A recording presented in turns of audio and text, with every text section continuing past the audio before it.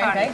Third time. Okay, this is frontal, parietal, occipital, temporal, zygomatic, nasal, lacrimal, maxilla, coronal suture, sagittal suture, lambdoidal suture, squamosal suture, temporal lines, frontal squama, glabella, superciliary ridges, supraorbital foramen, infraorbital foramen, nasobone, internasal suture.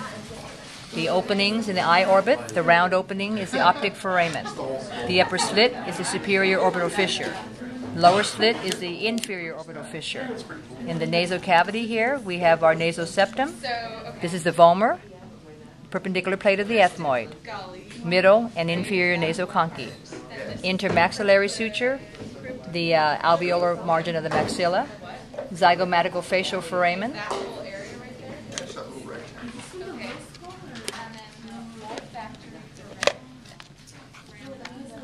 and on this side we have our squamosal suture, mastoid process, styloid process, external acoustic meatus, zygomatic arch, temporal process of the zygomatic bone, zygomatic process of the temporal bone.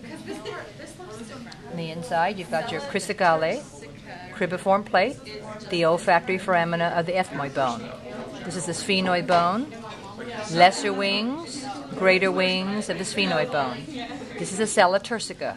Parts of the sella turcica are dorsum celli, posterior clinoid process, anterior clinoid process, hypophyseal fossa, optic chiasm, foramen rotundum.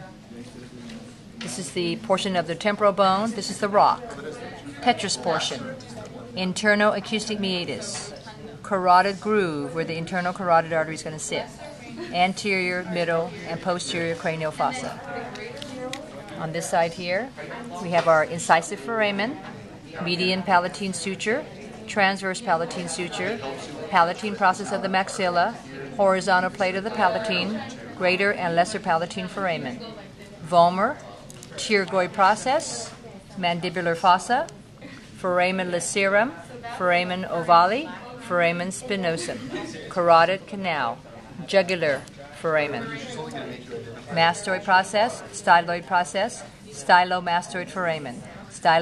foramen, occipital condyle, hypoglossal canal, foramen magnum, condylar fossa, nuchal lines, external occipital protuberance.